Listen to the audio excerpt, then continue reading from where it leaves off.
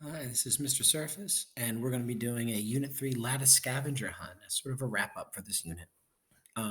You can pause this video at any time, and now's not a bad time to do it. If you could, make a lattice or get a worksheet for a lattice, and if you could put the definition of utilitarianism in the center. You can pause this any time. Okay, now that you've done that, let's make some compass points on this block that take apart this definition so we can start to flesh out the ideas and their connections to the unit. So utilitarianism focuses on the consequences of a moral action. Well, consequences seems to be the focus of that definition. So if you could put consequences over here, moral action, we'll put that over here. Moral action. And of course, the handwriting will be a little sloppy because this is all done with some rudimentary instruments. Pardon me. So let's take a moment and find out what utilitarianism is. Or what. But there are other ways of looking at ethics, like instead of focusing on the intent behind our behavior, what if we paid more attention to the consequences? One moral theory that does this is utilitarianism. It focuses on the results or consequences of our actions and treats intentions as irrelevant. Good consequences. Okay, so let's take a moment. Moral actions and consequences. Consequences, it says that intentions are irrelevant. So how about we put intentions here, where the letter I is, and then they're irrelevant. So we're going to put that through. It's all about the consequences. So we can put a little exclamation point by consequences. Okay? So let's find out a little bit more about utilitarianism.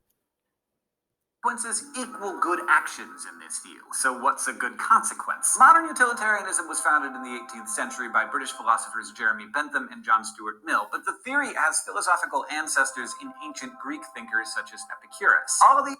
So that's definitely worth putting on there, right? Utilitarianism was invented by the following individuals. There's Bentham, there's John Stuart Mill,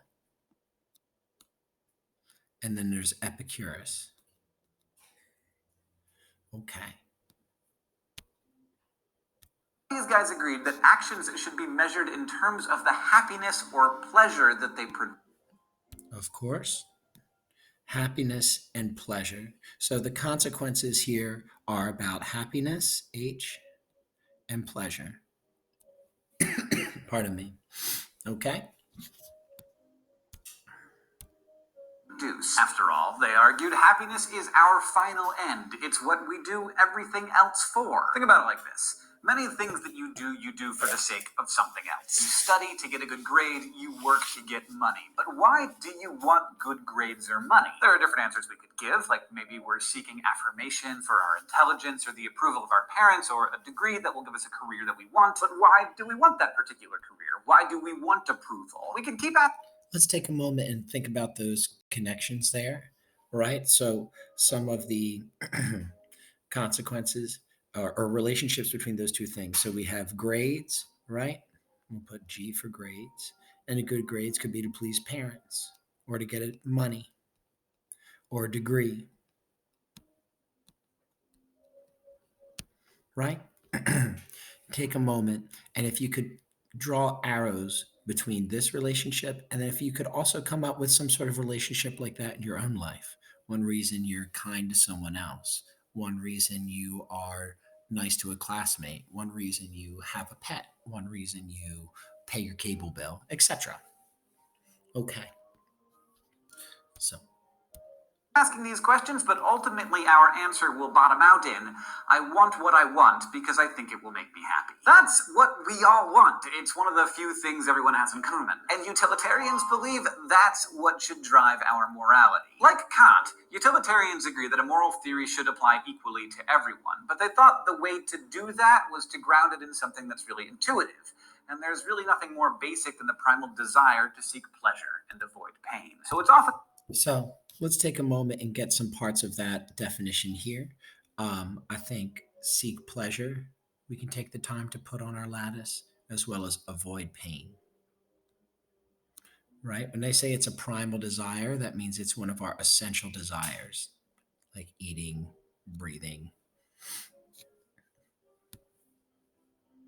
seek pleasure and avoid pain. So it's often said that utilitarianism is a hedonistic moral theory.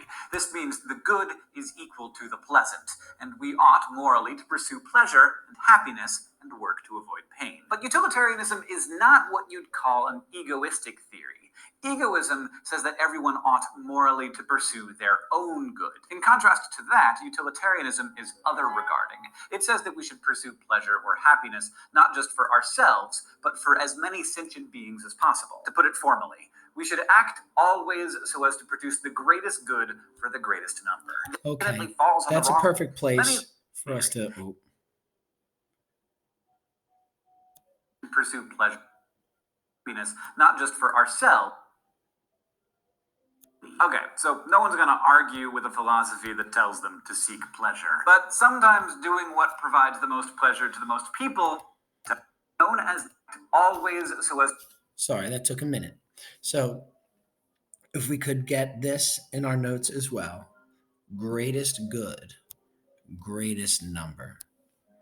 Absolutely, we should get that because that's going to lead us to one of the articles in the Unit 3, and that is the soda ban article. All right, the soda ban article, Three Cheers for the Nanny State by Sarah Conley, can be found on page 277. And they also mentioned some of the same people in this article that were mentioned in the other video. If you could turn to page 278, right, and you can see that they mentioned John Stuart Mill, right? If you could get some dates just to signify that we have going on what ought to be going on. Okay. Where's the little thing? Oh, here we are. Okay. So, boop.